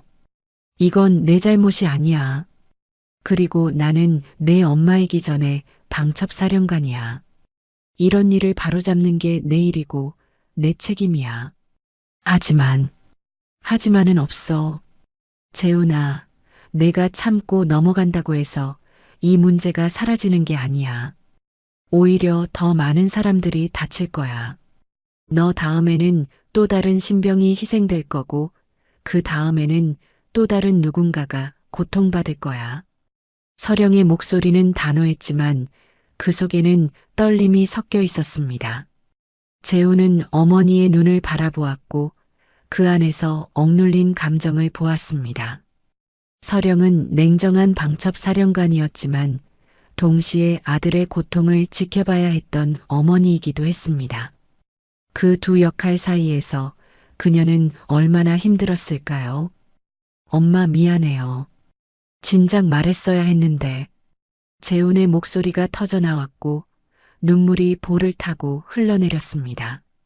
그는 지난 일주일 동안 참아왔던 모든 감정이 한꺼번에 쏟아지는 것을 느꼈습니다. 두려움, 수치심, 외로움, 그리고 무력감. 그 모든 것이 눈물과 함께 흘러나왔습니다. 서령은 재훈을 끌어안았습니다. 그녀는 아들의 떨리는 어깨를 감싸며 천천히 등을 쓰다듬었습니다. 그 순간 서령의 눈에도 눈물이 고였지만 그녀는 소리내어 울지 않았습니다. 그녀는 이를 악물고 감정을 억눌렀습니다. 지금은 무너질 때가 아니었기 때문입니다. 재훈아, 내 잘못이 아니야. 말하지 못한 건 당연해. 그만큼 무서웠고 외로웠을 거야. 하지만 이제는 괜찮아. 내가 있잖아. 재훈은 어머니의 품에서 한참을 울었습니다. 그는 지난 일주일 동안 한 번도 제대로 울지 못했고 모든 감정을 억눌러 왔습니다. 하지만 이제는 그럴 필요가 없었습니다. 어머니가 있었고 그는 더 이상 혼자가 아니었습니다. 한참 후 재훈은 진정하고 어머니의 품에서 물러났습니다. 그는 눈물을 닦으며 깊은 숨을 들이마셨고 어머니를 바라보았습니다. 서령은 재훈의 눈을 똑바로 바라보며 물었습니다. 재훈아, 이제 내가 선택해야 해. 이 일을 공식적으로 진술할 건지 아니면 조용히 끝낼 건지. 나는 내 선택을 존중할 거야. 재훈은 잠시 망설였습니다. 진술한다는 것은 부대 전체 앞에서 자신의 피해를 드러내는 것이고 그것은 쉬운 일이 아니었습니다. 하지만 동시에 그는 어머니의 말을 떠올렸습니다. 자신 다음에는 또 다른 누군가가 희생될 것이라는 말을요. 재훈은 고개를 들고 단단한 목소리로 대답했습니다. 저 진술하겠습니다. 제가 직접 말하고 싶어요. 서령은 재훈의 눈을 바라보며 미소 지었습니다. 그것은 자랑스러움과 안도가 섞인 미소였습니다. 그녀는 재훈의 어깨를 가볍게 두드리며 말했습니다. 잘 결심했어. 용기 내줘서 고마워. 그때 의무실 문이 열리고 정혜원 대위가 들어왔습니다. 혜원은 재훈과 서령을 보며 조심스럽게 말했습니다. 저 박도연 중위님이 오셨습니다. 재훈 이병과 이야기하고 싶다고 하시는데요. 서령은 고개를 끄덕이고 혜원에게 도연을 들어오게 했습니다. 잠시 후 도연이 의무실로 들어왔고 그는 재훈을 보며 복잡한 표정을 지었습니다. 도연은 재훈 앞에 서서 깊은 한숨을 내쉬고 고개를 숙였습니다. 윤재훈 이병, 정말 미안하다. 내가 소대장으로서 너를 제대로 보호하지 못했어. 내가 힘들어하는 걸 알면서도 외면했어. 변명의 여지가 없어. 도연의 목소리는 진심으로 가득했고 재훈은 그의 사과를 받으며 고개를 끄덕였습니다. 재훈은 도연을 원망하지 않았습니다. 도연도 조직의 압력 속에서 어쩔 수 없었다는 것을 이해했기 때문입니다. 괜찮습니다, 소대장님. 아니야, 괜찮지 않아. 나는 책임자였어. 그리고 지금부터라도 제대로 된 책임을 지겠어. 내가 필요한 게 있으면 뭐든 말해. 도연은 재훈과 서령을 번갈아 보며 말했습니다. 서령은 도연을 바라보며 조용히 물었습니다. 중위님, 동기들 중에 재훈 이병의 상황을 알고 있던 사람이 있습니까? 도연은 잠시 생각하다가 대답했습니다. 이우성 이병이 알고 있었을 겁니다. 같은 생활관에 있었고 가끔 재훈 이병을 걱정하는 눈빛을 보냈거든요. 하지만 선임들 눈치 때문에 말을 못했을 겁니다. 서령은 고개를 끄덕이며 노트에 우성의 이름을 적었습니다. 그녀는 우성도 증인으로 필요하다는 것을 알았고 그를 설득할 방법을 생각했습니다. 오후가 되자 서령은 우성을 의무실로 불렀습니다. 우성은 긴장한 표정으로 의무실에 들어왔고 재훈을 보자 눈을 피했습니다. 서령은 우성에게 앉으라고 했고 그는 어색하게 의자에 앉았습니다. 이우성 이병, 재훈 이병과 같은 동기죠? 예, 그렇습니다. 재혼 이병이 지난 일주일 동안 어떤 상황이었는지 알고 있습니까? 우성은 입술을 깨물며 고개를 숙였습니다.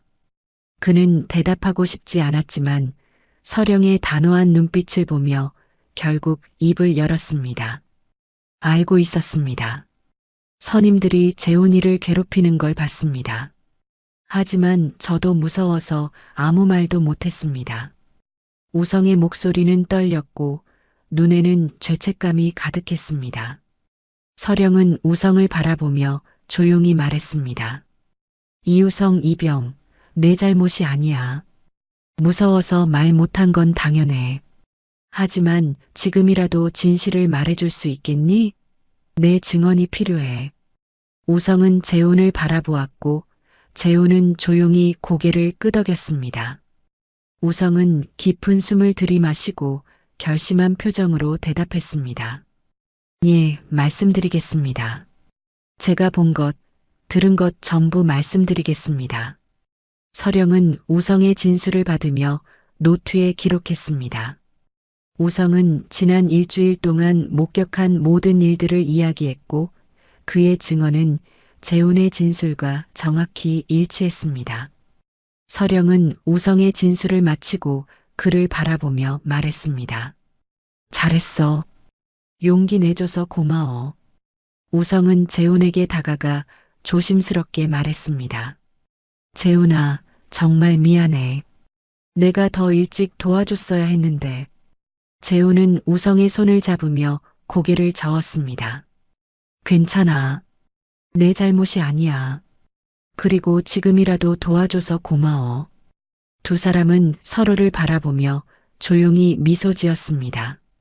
그 순간 침묵은 완전히 붕괴되었고 진실은 빛을 보기 시작했습니다. 서령은 의무실 창밖을 바라보며 낮은 목소리로 중얼거렸습니다. 이제 끝내자. 내일이면 모든 게 끝날 거야. 밤이 깊어지고 707특임단은 고요했습니다. 하지만 그 고요함은 폭풍 전야의 고요함이었고 내일 아침이면 모든 것이 드러날 것이었습니다. 재훈과 우성의 용기 그리고 서령의 결단이 만들어낼 변화가 시작되려 하고 있었습니다. 그날 밤 707특임단은 이상한 긴장감에 휩싸여 있었습니다. 부대 전체에 알 수 없는 소문이 퍼지고 있었고 병사들은 서로 모여 속삭이며 불안한 표정을 지었습니다. 오늘 감찰 폭탄이 터진다는 소문이었습니다. 누가 먼저 시작했는지는 알 수 없었지만 소문은 생활관에서 생활관으로 복도에서 훈련장으로 빠르게 퍼져나갔습니다. 생활관 한쪽 구석에서는 민철기와 홍준석이 낮은 목소리로 대화를 나누고 있었습니다. 민철기의 얼굴은 창백했고 손은 계속 떨렸습니다. 준석은 바닥을 바라보며 입술을 깨물고 있었고 그의 눈에는 불안과 죄책감이 뒤섞여 있었습니다. 준석아, 너 괜찮냐? 민철기가 조심스럽게 물었고 준석은 고개를 저었습니다. 형, 우리 진짜 큰일 난 거 아니에요? 어제 의무실에 온 그 여자 보통 사람이 아닌 것 같던데요.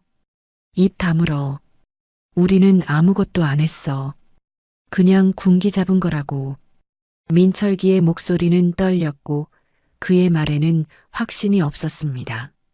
준석은 민철기를 바라보며 작게 한숨을 내쉬었습니다. 그는 이제 모든 것이 끝났다는 것을 느끼고 있었고 두려움보다는 오히려 안도감이 찾아오고 있었습니다. 더 이상 거짓말을 할 필요가 없다는 것이 어쩌면 편안하게 느껴졌습니다. 체력 단련장 뒤편에서는 강우 하사가 홀로 담배를 피우고 있었습니다. 그는 담배 연기를 깊이 들이마시고 천천히 내뿜으며 밤하늘을 올려다보았습니다. 별은 보이지 않았고 구름만이 어둠 속에 떠 있었습니다. 강우의 얼굴에는 허세와 광기가 뒤섞여 있었고 그는 스스로에게 계속 중얼거렸습니다. 어차피 증거 없어. 걔가 뭐라고 해도 소용없어. 나는 괜찮아. 하지만 그의 손은 떨리고 있었고 담배를 입에 가져가는 동작조차 불안정했습니다. 강우는 속으로 알고 있었습니다. 이미 늦었다는 것을, 모든 것이 끝났다는 것을요. 하지만 그는 그것을 인정하고 싶지 않았고 마지막까지 허세를 부리며 버티고 있었습니다. 같은 시각 용산의 방첩사령부 관사에서 서령은 옷장을 열고 정복 상의를 꺼냈습니다. 그것은 그녀가 방첩사령관으로 임명된 날 받은 것으로 육군 최연소 여군 방첩사령관이라는 계급장이 선명하게 달려 있었습니다. 서령은 정복을 펼쳐 침대 위에 놓고 한참을 바라보았습니다. 이틀 동안 그녀는 민간인 복장으로 부대에 있었습니다. 의도적으로 자신의 신분을 숨기고 증거를 수집하고 증인들을 확보했습니다. 하지만 이제는 더 이상 숨을 필요가 없었습니다. 내일 아침이면 그녀는 방첩사령관의 신분으로 공식 감찰에 들어갈 것이고 707특임단 전체가 그 사실을 알게 될 것이었습니다. 서령은 정복 단추를 천천히 잠그며 거울 속 자신을 바라보았습니다. 거울 속에는 피곤한 얼굴의 여인이 서 있었지만 그 눈빛만큼은 날카롭고 단단했습니다. 서령은 계급장을 손끝으로 만지며 낮은 목소리로 중얼거렸습니다. 숨길 마음도 이유도 없다. 내일 모든 것을 끝낸다. 서령은 책상으로 돌아가 김성우 부사령관과의 사전 브리핑 자료를 정리했습니다. 53살의 성우는 이미 감찰팀을 소집했고 내일 아침 7시에 707특임단으로 출동할 준비를 마친 상태였습니다. 서령은 휴대폰을 들고 성우에게 전화를 걸었습니다. 성우, 준비 다 됐나? 예, 사령관님. 감찰팀 전원 대기 중입니다. 증거 자료와 진술서도 모두 확보했습니다. 좋아. 내일 아침 7시 정각에 707특임단 지휘관실에 전원 집합. 나도 그때 도착할 거야. 알겠습니다. 그런데 사령관님, 정치적 파장에 대해 한 가지 말씀드리고 싶은데요. 성우의 목소리에는 조심스러움이 묻어났습니다. 서령은 잠시 침묵했다가 차갑게 대답했습니다. 말해봐. 707특임단은 특수부대입니다. 이곳에 대한 공식 감찰이 들어가면 상부에서 압력이 있을 수 있습니다. 그리고 사령관님의 아드님이 피해자라는 사실이 알려지면 이해관계 충돌 문제도 제기될 수 있습니다. 서령은 성우의 말을 듣고 깊은 한숨을 내쉬었습니다. 그녀도 그 문제를 이미 생각하고 있었습니다. 하지만 그녀의 결심은 흔들리지 않았습니다. 성우, 나는 압력 따위 신경 안 써. 그리고 이해관계 충돌, 오히려 좋아. 내가 아들의 사건을 직접 처리하면서 한치의 편파도 없이 정의를 실현하는 것, 그게 진짜 방첩사령관의 일이야. 두고 봐. 내일이면 누구도 이 일을 제기할 수 없을 거야. 알겠습니다, 사령관님. 그럼 내일 아침에 뵙겠습니다. 서령은 전화를 끊고 창밖을 바라보았습니다. 겨울바람이 창문을 흔들었고 눈이 다시 내리기 시작했습니다. 서령은 코트를 입고 관사를 나섰습니다. 그녀는 다시 707특임단으로 돌아가야 했습니다. 재훈 곁에 있어야 했고 마지막 준비를 마쳐야 했습니다. 707특임단 의무실로 돌아온 서령은 재훈이 잠들어 있는 것을 확인하고 조용히 의자에 앉았습니다. 그녀는 노트북을 열고 내일 발표할 감찰 보고서를 마지막으로 검토했습니다. 보고서에는 폐창고 폭행 증거 삭제된 CCTV 로그 복구 자료, 의료 기록, 재훈과 우성의 진술, 그리고 도연중위의 협조 내용까지 모든 것이 포함되어 있었습니다. 서령은 보고서의 마지막 페이지를 읽으며 고개를 끄덕였습니다. 증거는 완벽했고 논리는 흠잡을 데 없었습니다. 이제 남은 것은 내일 아침 공식 발표뿐이었습니다. 서령은 노트북을 덮고 재훈을 바라보았습니다. 재훈은 평화롭게 잠들어 있었고 그의 얼굴에는 처음으로 편안한 표정이 떠올라 있었습니다. 서령은 재훈의 이마를 쓰다듬으며 작게 속삭였습니다. 재훈아, 조금만 더 참아. 내일이면 모든 게 끝날 거야. 그리고 너는 자유로워질 거야.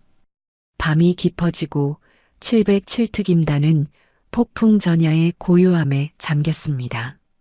생활관에서는 병사들이 불안한 잠을 청했고 악역 3인조는 각자의 방식으로 두려움과 싸우고 있었습니다.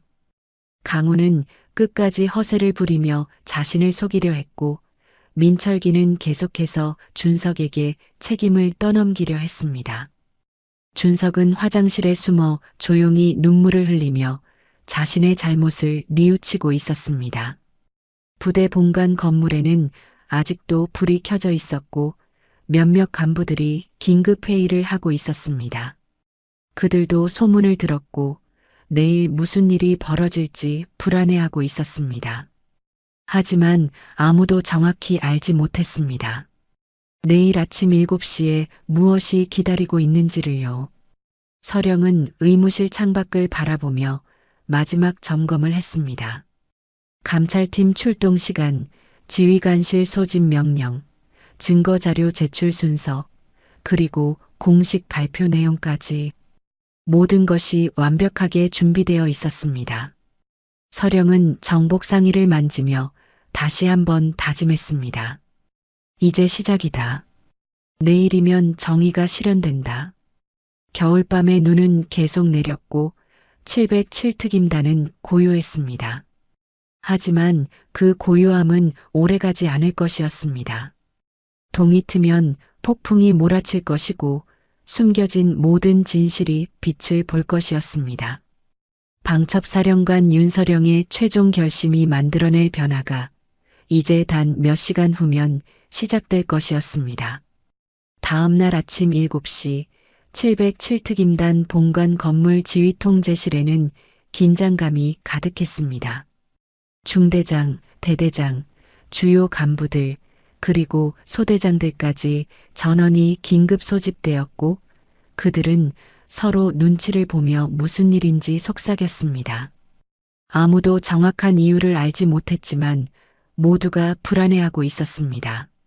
지휘통제실은 넓고 엄숙한 공간이었습니다. 정면에는 대형 스크린이 설치되어 있었고 양옆으로는 간부들이 앉을 수 있는 의자들이 배치되어 있었습니다. 천장의 형광등은 차갑게 빛났고 실내는 숨막히는 정적에 잠겨 있었습니다. 48살의 지휘관은 제일 앞자리에 앉아 시계를 확인하며 초조하게 손가락을 두드렸습니다. 7시 정각, 지휘통제실 문이 열렸습니다. 모든 시선이 문 쪽으로 향했고 숨소리조차 들리지 않을 만큼 조용해졌습니다. 서령이 천천히 문을 열고 들어왔습니다. 그녀는 정복 차림이었고 어깨에는 방첩사령관 계급장이 선명하게 빛나고 있었습니다. 그녀의 뒤로는 김성우 부사령관과 방첩사령부 감찰팀 요원 5명이 따라 들어왔습니다. 회의실 안의 공기가 순간적으로 얼어붙었습니다. 간부들은 서령의 계급장을 보며 얼굴이 하얗게 질렸고 지휘관은 자리에서 벌떡 일어나 경례를 했습니다. 다른 간부들도 황급히 자리에서 일어나 차렷 자세를 취했습니다. 서령은 천천히 정면으로 걸어가 마이크 앞에 섰고 차가운 눈빛으로 간부들을 훑어보았습니다. 앉으십시오. 서령의 목소리는 낮고 단호했습니다. 간부들은 조심스럽게 자리에 앉았고 서령은 정복상의 지퍼를 천천히 내리며 계급장을 완전히 드러냈습니다. 그녀는 마이크를 잡고 명확한 발음으로 말하기 시작했습니다. 저는 육군 방첩사령관 윤서령 소령입니다. 오늘부터 707특임단 지원중대에 대한 공식 감찰을 시작합니다. 이 감찰은 방첩사령부 직속으로 진행되며 군검찰과 군사법원에 직접 보고됩니다. 서령의 말에 회의실 안은 술렁이었습니다. 간부들은 서로 눈을 마주치며 당황한 표정을 지었고 지휘관은 얼굴이 잿빛으로 변했습니다. 서령은 그들의 반응을 무시하고 계속 말했습니다. 지난 일주일 동안 이 부대에서는 조직적인 가혹행위와 은폐가 있었습니다. 피해자는 윤재훈 이병이며 가해자는 최강우 하사, 민철기 상병, 홍준석 일병입니다. 그리고 이 사건을 은폐하려 한 간부들도 확인되었습니다. 서령은 성우에게 눈짓을 했고 성우는 노트북을 열어 스크린에 자료를 띄웠습니다. 스크린에는 폐창고 내부 사진, 재훈의 상처 사진, 삭제된 CCTV 로그 복구 자료, 그리고 의료 기록이 차례로 나타났습니다. 간부들은 스크린을 바라보며 숨을 죽였고 몇몇은 고개를 숙였습니다. 여기 보이는 것이 증거입니다. 폐창고에서의 반복적인 폭행, 군장 무게 조작, 식사 배제, PX 출입 금지, 그리고 이 모든 것을 은폐하기 위한 기록 삭제. 이것은 단순한 군기 문제가 아닙니다. 이것은 조직적인 범죄 행위입니다. 서령의 목소리는 점점 더 강해졌고 회의실 안의 긴장감은 극에 달했습니다. 서령은 간부들을 하나하나 바라보며 말을 이었습니다. 특히 주목할 점은 폐창고 사용 기록이 완전히 삭제되어 있었고 생활관 일지의 일부 페이지가 누락되어 있었다는 것입니다. 이것은 누군가 의도적으로 증거를 인멸하려 했다는 뜻입니다. 서령은 스크린에 새로운 자료를 띄웠습니다. 삭제된 로그 파일을 복구한 데이터였고 거기에는 누가, 언제, 어떤 파일을 삭제했는지가 명확히 기록되어 있었습니다. 서령은 화면을 가리키며 이름을 호명했습니다. 행정 담당 이상훈 중사, 당신이 12월 15일 오후 6시에 폐창고 사용 기록을 삭제했습니다. 그리고 생활관 담당 박준혁 상사, 당신이 12월 16일 아침 8시에 생활관 일지 새 페이지를 삭제했습니다. 두 사람의 얼굴이 순간적으로 창백해졌고 그들은 자리에서 일어서지도 못한 채 굳어 있었습니다. 서령은 그들을 차갑게 바라보며 말했습니다. 당신들은 은폐에 가담한 공범입니다. 방첩사령부 규정에 따라 즉시 조사 대상에 포함됩니다.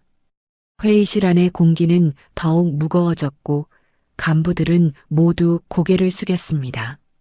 서령은 잠시 침묵하다가 다시 입을 열었습니다. 이 사건은 단순히 악역 3인조만의 문제가 아닙니다. 이것은 시스템의 문제입니다. 폭력이 일어났을 때 아무도 막지 않았고 기록이 삭제될 때도 아무도 의문을 제기하지 않았습니다. 이것이 바로 조직적 은폐입니다. 서령의 말에 지휘관이 자리에서 일어나 조심스럽게 말했습니다.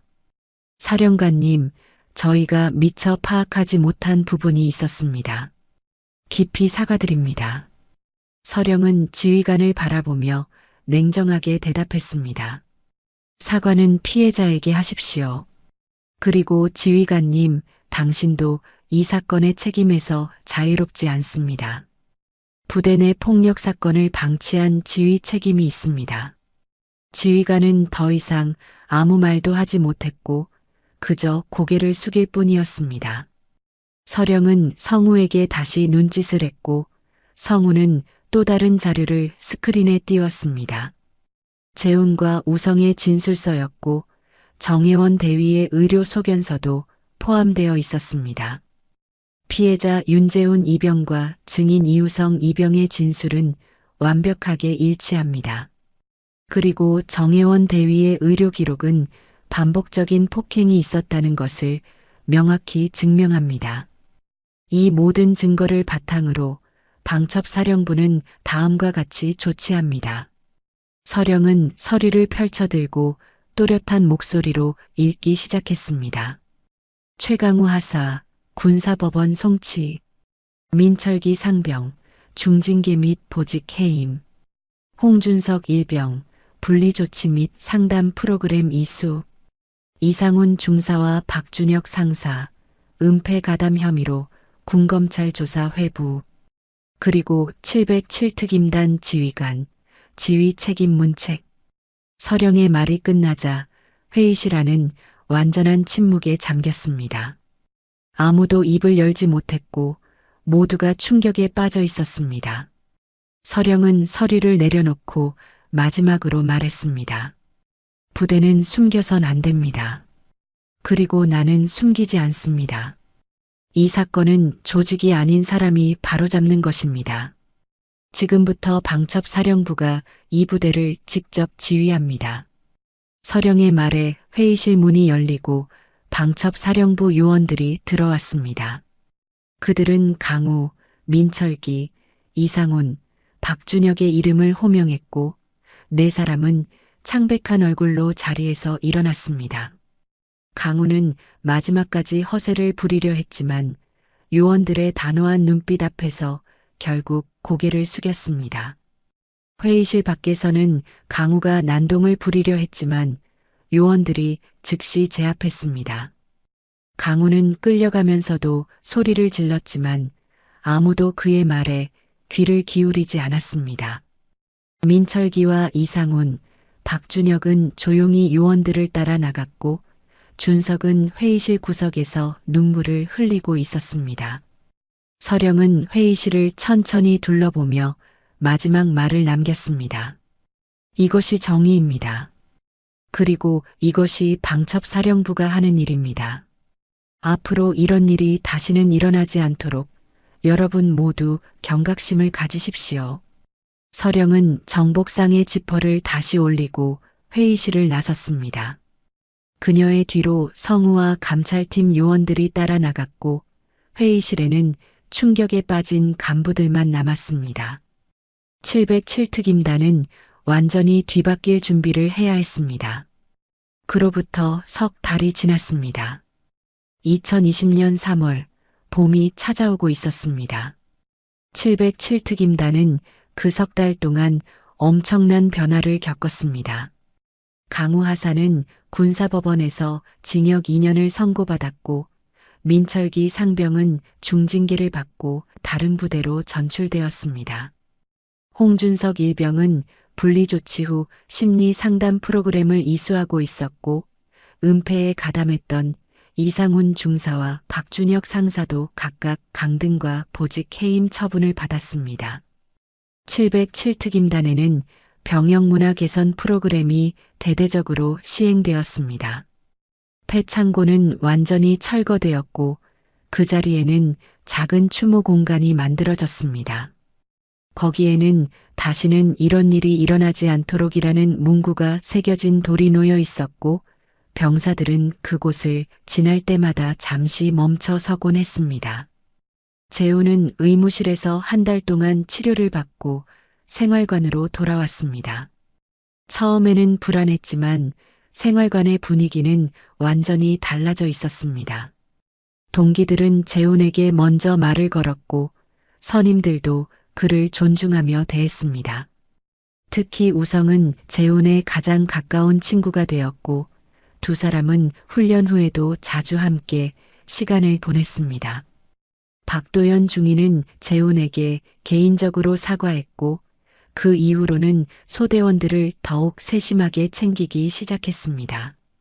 그는 매주 소대원들과 개별 면담을 진행했고 어려운 점이 있는지 꼼꼼히 확인했습니다. 도연은 이 사건을 통해 지휘관으로서 많은 것을 배웠고 더 나은 리더가 되기로 결심했습니다. 정혜원 대위는 방첩사령부로부터 공로 표창을 받았습니다. 그가 개인적으로 백업해둔 의료 기록과 사진 자료가 사건 해결에 결정적인 역할을 했기 때문입니다. 혜원은 표창을 받으며 조용히 미소 지었고 앞으로도 병사들을 위해 최선을 다하겠다고 다짐했습니다. 3월 중순 재훈의 저녁식 날이 다가왔습니다. 그날은 눈이 아닌 봄비가 내리고 있었고 공기는 따뜻했습니다. 저녁식은 야외에서 진행되었고 부대 전체가 모여 저녁자들을 배웅했습니다. 재훈은 정복을 입고 단상 앞에 섰고 그의 얼굴에는 평화로운 표정이 떠올라 있었습니다. 저녁식이 시작되고 지휘관이 단상에 올라 훈시를 했습니다. 그는 저녁자들에게 축하의 말을 전하며 군 생활 동안 겪은 어려움들을 잘 이겨낸 것을 격려했습니다. 그의 목소리에는 진심이 담겨 있었고 병사들은 조용히 그의 말을 들었습니다. 훈시가 끝나고 특별 포상 시간이 되었습니다. 지휘관은 서류를 펼쳐들고 또렷한 목소리로 말했습니다.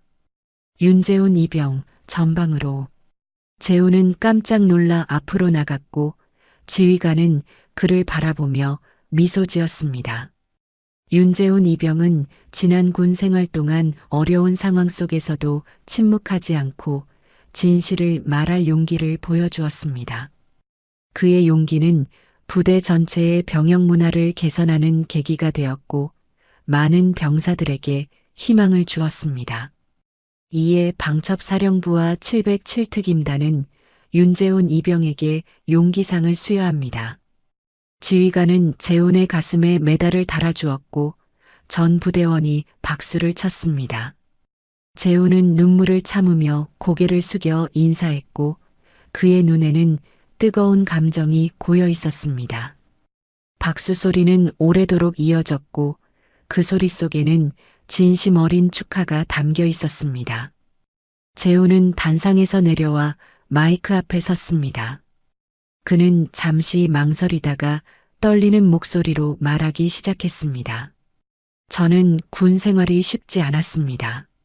많이 힘들었고 포기하고 싶을 때도 있었습니다.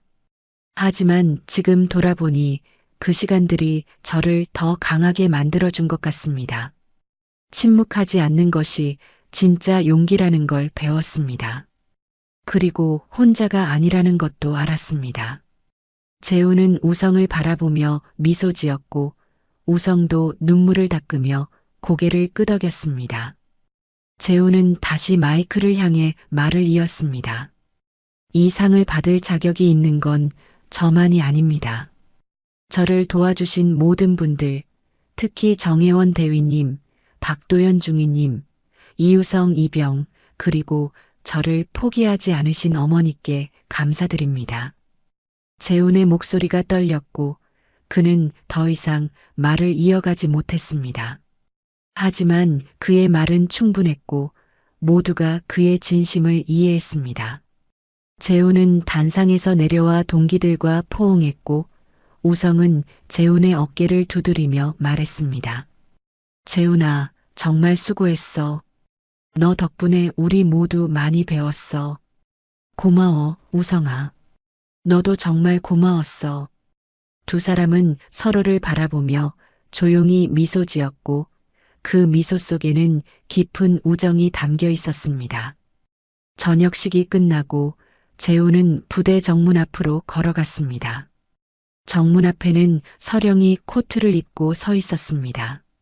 그녀는 정복이 아닌 민간인 복장이었고 그녀의 얼굴에는 부드러운 미소가 떠올라 있었습니다.